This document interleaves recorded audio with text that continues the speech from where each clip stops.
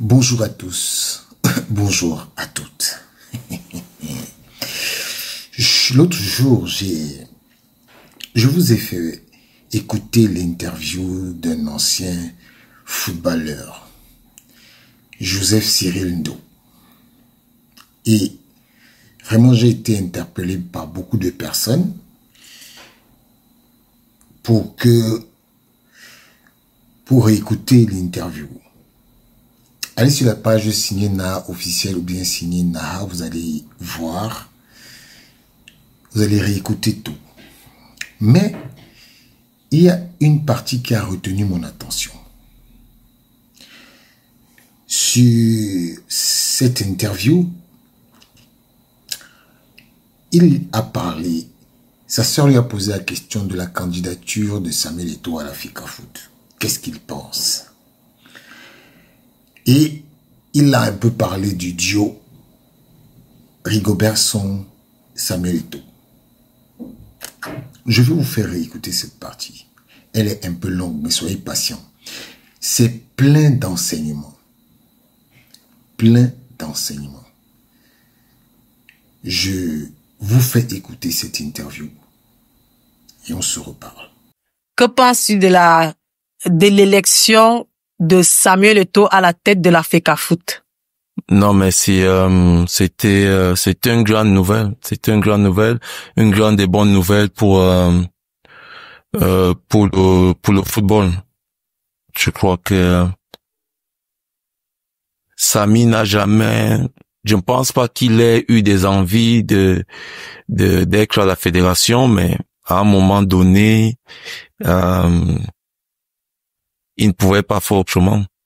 Parce qu'il y a des choses que même quand tu veux t'éloigner, à un moment donné, ce pourquoi tu étais né, tu dois le faire. Donc je ne pense pas qu'il avait ça dans son programme. Parce que c'est pas quand même quelque chose de facile. Mais à un moment donné dans sa vie, c'était la seule chose à faire. Je crois que s'il ne l'avait pas fait, il n'allait pas être complètement heureux. Parce qu'il allait trouver qu'il y a quelque chose qui manque, il allait trouver que il pouvait apporter quelque chose et il ne l'a pas fait. Donc ça a été une bonne nouvelle pour le football et ça a été une bonne nouvelle aussi pour lui, pour sa propre vie, pour son propre épanouissement. Il nomme Rigobert Song comme sélectionneur de l'équipe nationale. Ça a été la nomination qu'il fallait. Ouais, tu sais, c'est question de tandem et les deux travaillent ensemble. Les deux ensemble, c'est la paix parfaite. Parce que le travail que Samy fait en dehors, Rigo ne peut pas le faire. Et le travail que Rigo fait sur le terrain, Samy ne peut pas le faire. Je pense qu'ils avaient... Le plan, c'était vraiment de pouvoir former une équipe qui aura des résultats pendant des années. Quand ils voyaient les jeunes qui arrivaient, ils se disaient, oui, nous pouvons le faire. Et tu peux voir la complicité qu'ils avaient. C'était le duo parfait. Et j'espère que un jour ils vont reformer ce duo-là. Chacun avait son rôle. Chacun connaissait sa limite. Et nous verrons plus tard à quel point ce duo a voulu changer le football au Cameroun. Mais pour moi, c'était le duo parfait. Personne n'a sa place assurée. C'est difficile de motiver quelqu'un qui n'a aucune motivation, qui ne comprend même pas pourquoi elle est là. C'est très difficile. Qui a sa place assurée au Real de Madrid? Personne. Est-ce qu'on sait le discours que ces joueurs reçoivent dans leur club? Il était gentil avec eux. Dans les clubs, est-ce que tu peux imaginer un discours qu'on reçoit souvent à mi-temps? Ou parfois même quand un entraîneur est fâché, il prend la bouteille, il balance au mur, il jette les tables. Qui parle? Personne ne parle. Et pour des joueurs professionnels de trouver que, ah non, Eto'o fait fort, Eto'o fait fort. Non, je crois que son discours était parfait, mais c'est l'audience qui n'était pas appropriée à ce discours. Je crois que ce discours-là était dédié à la prochaine génération. Parce que c'est un discours qui était dédié aux gens qui n'ont rien à perdre. Pourquoi? Parce que quand ils regardent leur passé, ils savent que le futur sera toujours meilleur. Parce que si Rigaud était resté encore 2 ans, 3 ans, je te dis, on allait avoir une équipe incroyable. On allait avoir une équipe. Il ne pouvait pas, Rigaud ne pouvait pas arriver et puis changer toute l'équipe. Ça ne se fait pas. Tu vas apporter des changements petit à petit. Il y a des changements techniques que tu vas apporter. Il y a des changements disciplinaires parce qu'il y a des joueurs qui n'ancrent pas dans ta philosophie de discipline, dont il faudra les mettre de côté. Donc tout ça, tu le fais pas à pas parce que si tu viens et puis tu dis bon voilà les 20 joueurs qui étaient là, vous êtes de côté, maintenant on va amener 20 nouveaux joueurs. Non, ça va prendre plus de temps. C'est-à-dire, on a raté une occasion de pouvoir construire quelque chose d'incroyable. On a raté une occasion. Je prie vraiment que ce duo-là puisse se reformer. Parce que côté, je pouvais voir ce qu'ils étaient en train de réaliser. C'est pour ça qu'il dit, on a raté quelque chose d'incroyable. Parce que quand je vois, l'équipe des jeunes, l'équipe des jeunes qu'on a, oh là là. Avec Rigaud et Samy. Non. Ces jeunes allaient nous remporter des titres pendant des années. Tu sais, et c'est quelque chose que, comme je dis, chaque histoire renvoie toujours à la Bible. Tu comprends, non? Jésus a dit, tu ne peux pas mettre du vin nouveau dans de vieux vases. Tu mets du vin nouveau dans des vases neufs. Donc tu vois que Samy essayait de mettre du vin nouveau dans des vieux vases. Donc la génération qui vient juste derrière, ces jeunes-là sont frais, ils n'ont pas des idées qui les limitent au succès. Ils n'ont pas d'idées, ils n'ont rien qui les limite au succès. Donc ils ont une capacité d'apprendre des choses nouvelles. Ils ont une capacité de voir le futur différemment. Et c'est pour ça que je dis, ce discours-là était destiné à ces vases tout neufs. Jésus ne pouvait pas enseigner les prêtres qui étaient déjà là pendant des années. Il le regardait comme mes petits, tu es en train de nous dire quoi là? Et c'est ce qui s'est passé. C'est-à-dire que Samy parle, il regarde que dis donc, laisse-nous ça. Tu as fait ton temps. Il vient encore parler la deuxième fois. C'est-à-dire que pendant qu'il parle là, les yeux disent seulement que, regarde-moi le jaloux là. Et ça commence. Ah oui, il veut toujours être bien vu. Il veut toujours qu'on parle de lui. C'est toujours lui. C'est notre temps maintenant. Et maintenant, lui vient nous montrer que, tu vois un peu? Oui. Mais, les jeunes de derrière, ils n'ont pas ces idées-là. Ils n'ont pas ce cœur-là. Ils ont un cœur d'apprendre. Ils ont un cœur d'évoluer. Ils ont un cœur, un désir de prouver. Ils ont un cœur d'écrire l'histoire. Ils ont un cœur d'élever le nom de leur famille. C'est ça. Donc, qu'est-ce qu'ils vont faire? Tout ce que Eto'o et Son vont dire, ils vont juste assimiler. Ils n'ont pas de limites. Mais c'est pour ça que je t'ai parlé de ce duo. C'est l'un des meilleurs duos qu'on a eu en termes de management. On n'avait aucune chance de se qualifier pour le Qatar. Aucune chance. Mais on l'a fait. Une fois qu'on se qualifie. Il dit que nous devons aller en Coupe du Monde et tout faire pour gagner. Et il croit en ce qu'il dit. Ça, c'est ce. Il croit en ce qu'il dit. Rigaud croit en ce que Samy dit. Donc, tu vois que nous avons les deux têtes pensantes qui montrent déjà le chemin que nous irons là-bas pour gagner. Et les premières personnes qui sont contre eux, ce sont leurs propres frères. En fait, tu veux quelque chose dont personne n'a jamais imaginé gagner. Et puis, les gens te disent, non, il y a quelque chose qui ne va pas chez toi. Ils te disent que, petit frère, le banga que tu fumes là est mentholé. Ça dit, les joueurs ont joué des éliminatoires. Ils se sont battus. Ils ont souffert.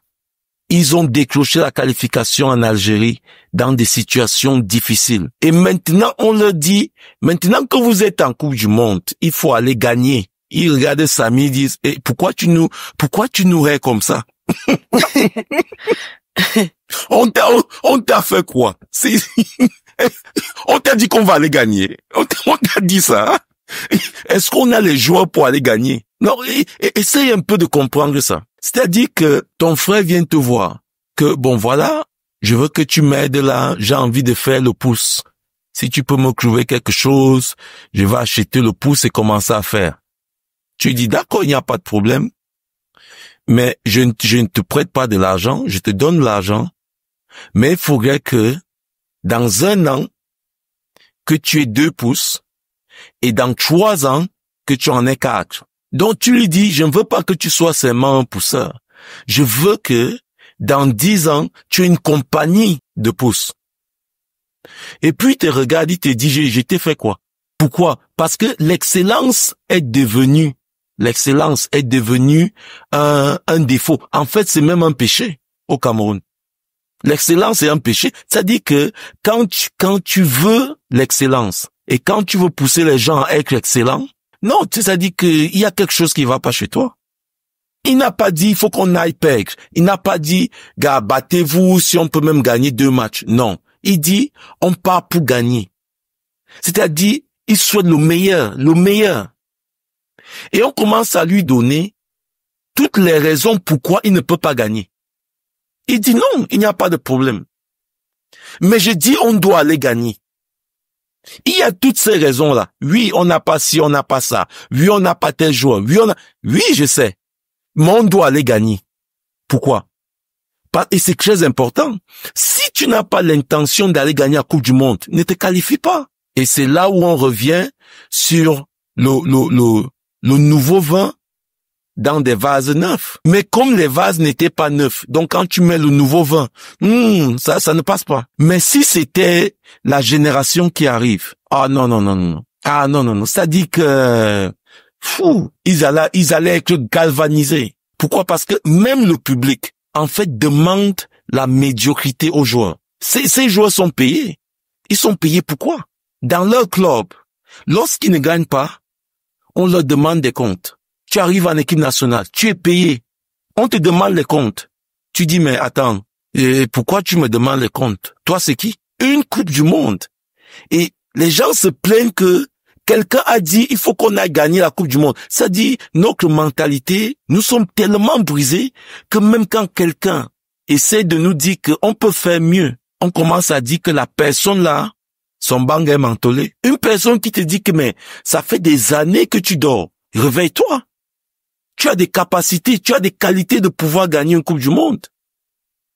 Et toi, tu lui réponds que gars, je t'ai dit que je dors mal.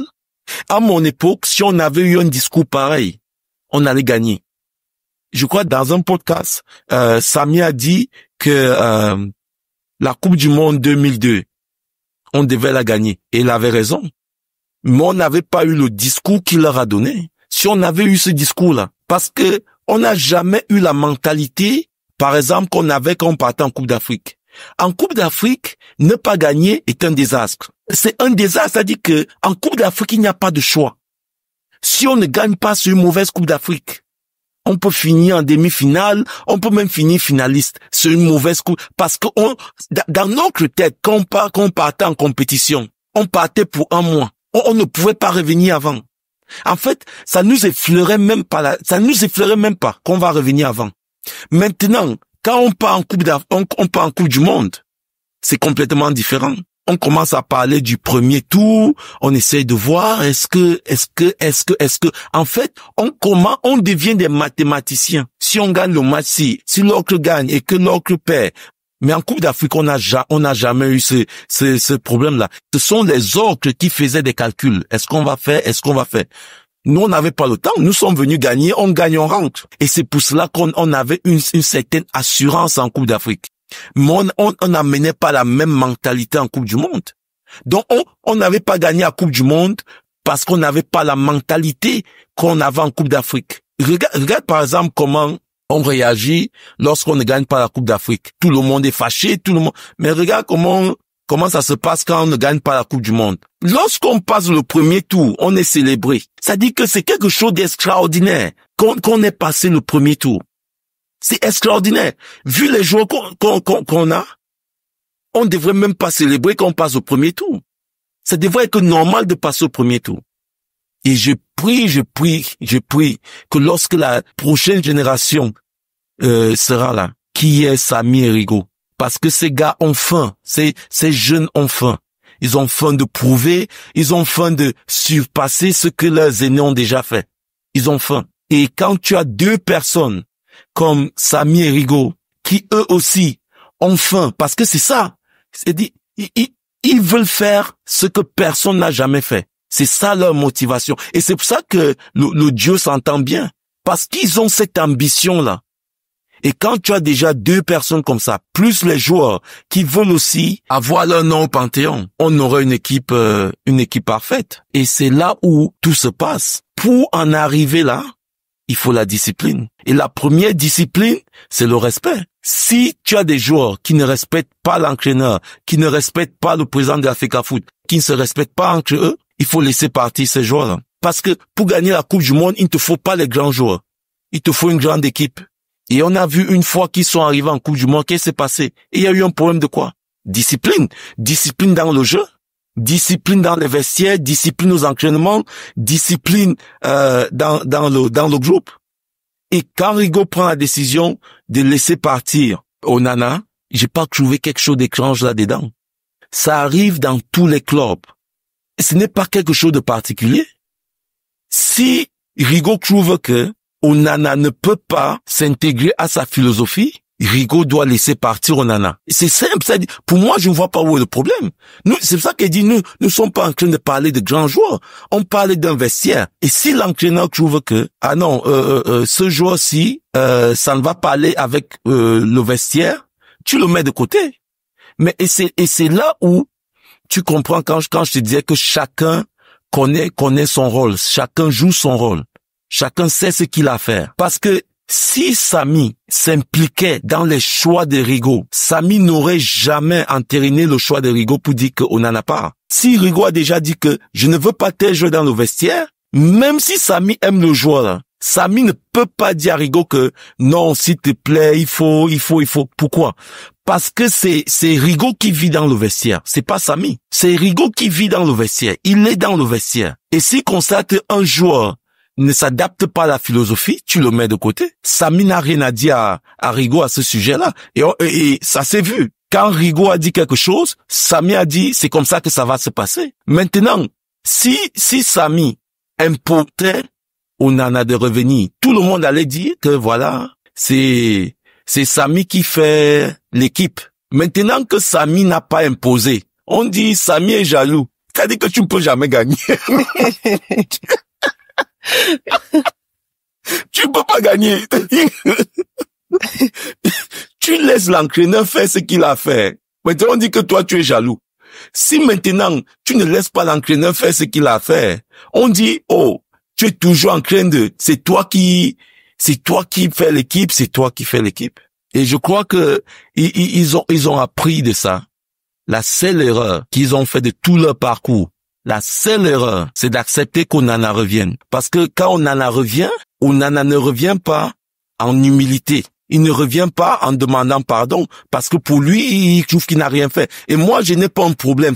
Moi, je n'ancre pas dans le Onana mal parlé ou bien Onana. Non, moi, j'ancre dans le point que Rigaud choisit qui est dans son vestiaire. Maintenant, à partir du moment où l'affaire a pris une importance, où c'est maintenant des forces extérieures qui ont commencé à demander qu'Onana revienne. Et comme les Samy et Rigaud sont respectueux de nos valeurs, quand un aîné te supplie que non, il faut pardonner, il faut laisser, tu vois, il faut, tu te dis que non, gars, c'est le papa, c'est l'oncle, c'est l'aîné qui est venu parler, mais il ne fallait pas. Pourquoi?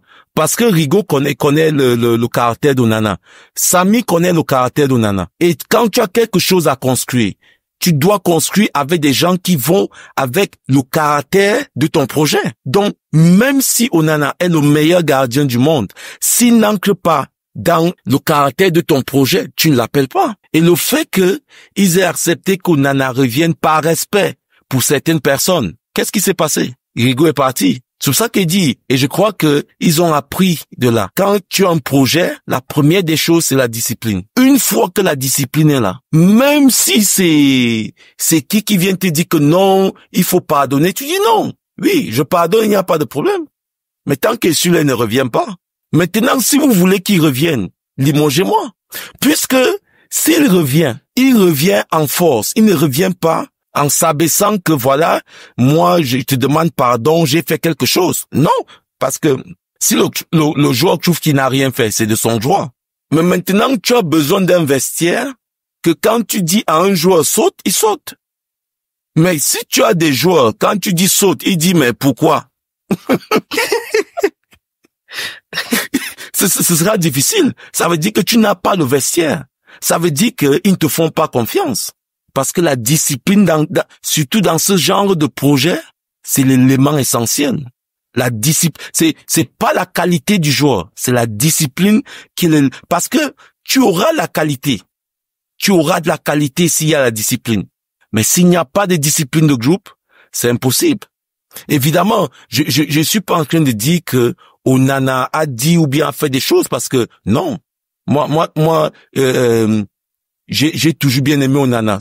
Pour moi, Onana de l'Inter de Milan était le meilleur gardien de loin, c'est-à-dire du monde, de loin. Il n'y avait pas un seul gardien qui était proche de son talent. Mais quand il y a un projet et que un joueur ne peut pas s'entendre avec un entraîneur, l'entraîneur, tu mets le joueur de côté. Ma propre expérience, ça a toujours été comme ça. Je m'entends pas avec un entraîneur. On peut pas rester dans le même vestiaire. On ne peut pas. L'un de nous doit partir. Mais moi, je ne suis jamais parti au club et puis dit, non, il faut que l'entraîneur parte. Non, parce que j'ai jamais voulu que quelqu'un perde son boulot. Moi, je partais au club pour dire, il faut que je parte. Moi, je peux pas travailler avec lui. Ils disent, non, tu sais, j'ai dit, non, moi, il faut que je parte. Donc, ce sont des choses qui se passent constamment dans les vestiaires. Les relations joueur-entraîneur, ça se passe constamment. Et quand on arrive à un point où, toi, le joueur, tu ne peux pas aller t'excuser ou bien te rabaisser, ça veut dire que tu trouves que toi, tu as raison. Bien. Si l'entraîneur, lui, trouve que lui, il a raison, comment le vestiaire va vivre? Donc, je crois que c'était ça la seule erreur qu'ils ont fait, c'est de laisser qu'Onana revienne. Marc Brice, comment évalues-tu ses premières impressions et sa relation avec le président Samuel Eto'o et la FECAFOOT? Tu sais, de tout le temps que Rigo était là, il y a des gens qui travaillaient pour qu'il échoue. En fait, Rigo travaille pour le Cameroun. Et il y a des gens au Cameroun qui travaillent jour et nuit pour qu'il échoue. Parce que quand tu vois la façon que le nouvel entraîneur arrivait, la rapidité et puis la violence avec laquelle le nouvel entraîneur arrivait, tu comprends qu'il y a des gens qui ont travaillé pour que Rigo échoue. Mais comme Rigo travaillait pour le Cameroun, ça veut dire qu'il y a des gens qui ont travaillé pour que le Cameroun échoue. C'est ça l'histoire. La pire punition que Dieu puisse te donner, c'est de n'avoir pas le cœur en paix. Parce que quand tu n'as pas le cœur en paix, non. Les choses que tu vas faire, que tu vas dire, les gens vont te regarder, vont dire, mais attends, je pensais que cette personne était plus intelligente que ça. Et c'est pour ça que tu vois, il n'y a pas de paix. C'est-à-dire que même quand Samy ne dit rien, quelqu'un va se lever, il fait l'interview. Ah, mon frère, qui t'a provoqué? Et tu vas voir qu'il y aura toujours du bruit. Ils ne peuvent pas avoir la paix.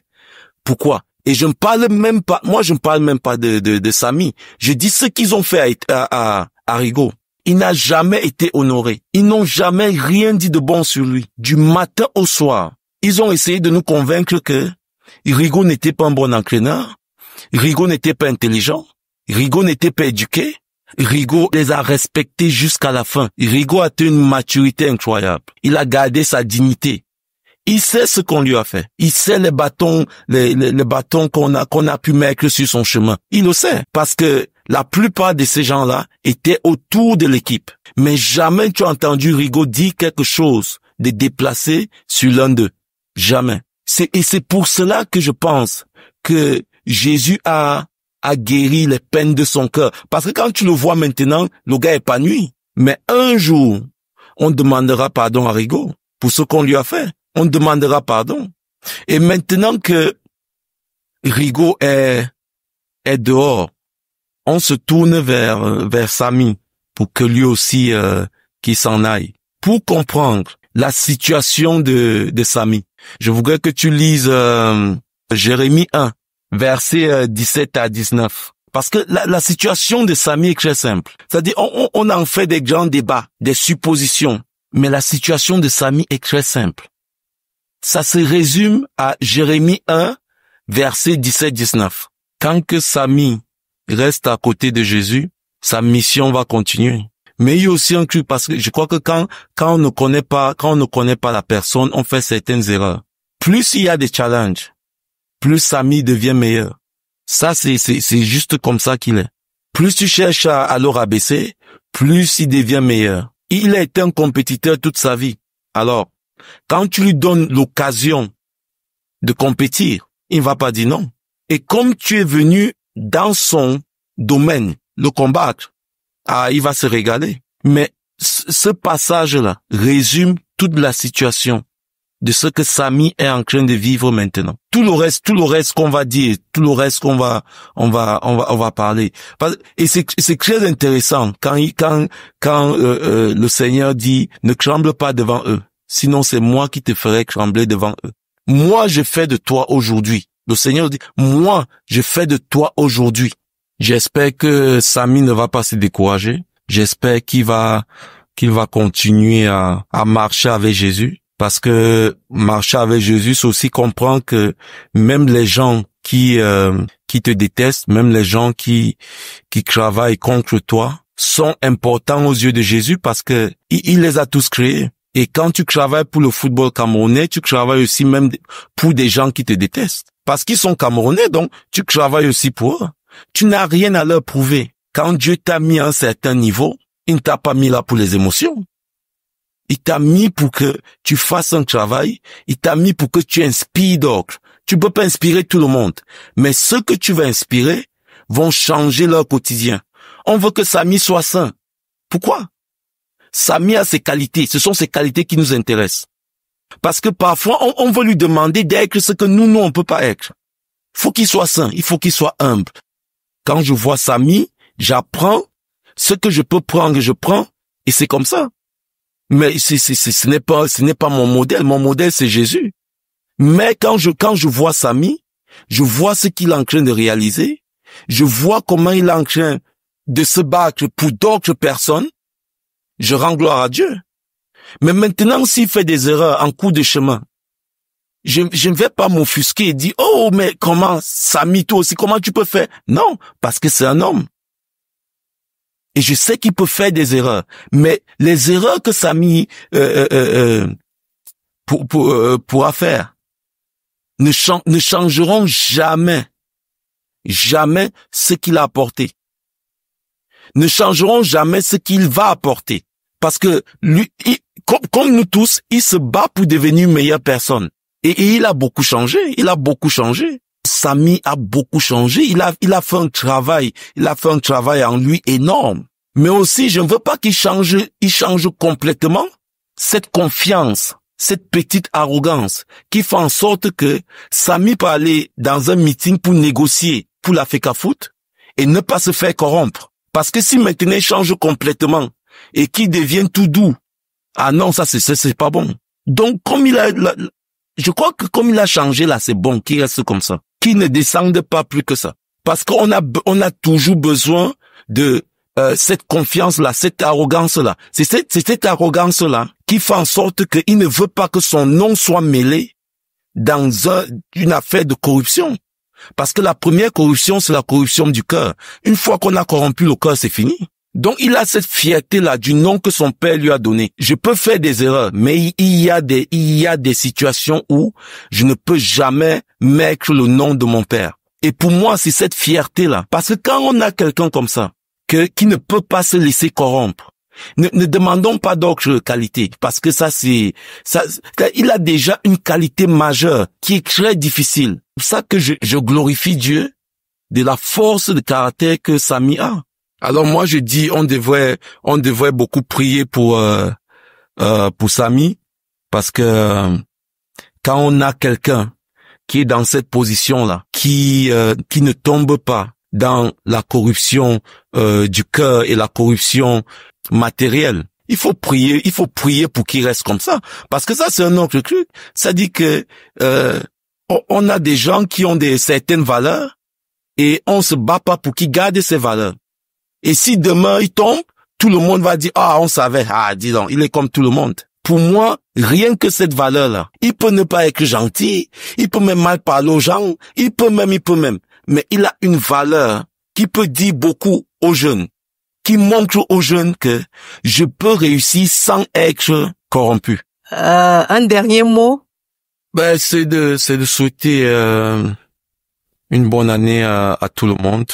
C'est de souhaiter que tout le monde connaisse Jésus, expérimente son amour, sa joie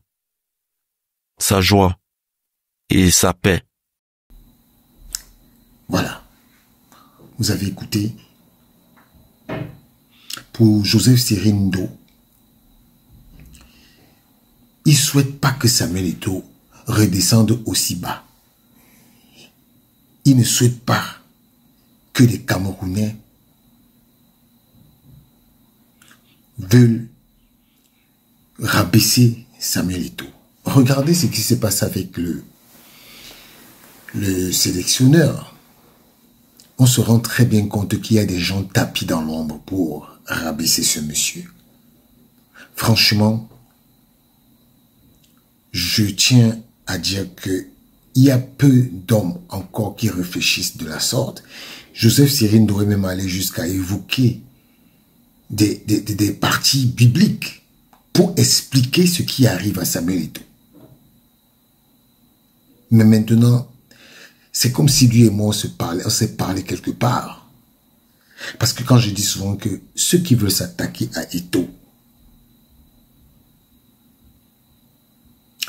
vous n'arrivez pas, vous n'allez pas arriver. Parce que comme Joseph Cyril Ndoh a dit, c'est un homme de compétition. Il aime la compétition. Plus vous le poussez, plus vous l'amenez à être décisif. La majorité des footballeurs vivent dans la compétition. Que ce soit à l'entraînement, que ce soit même dans les matchs, ils sont en perpétuelle compétition. Donc, sachez que ce que vous êtes en train de faire pour Samuel Eto'o dans sa tête, il est en pleine compétition.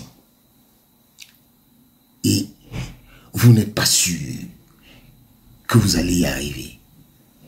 Je vous le dis aujourd'hui, continuez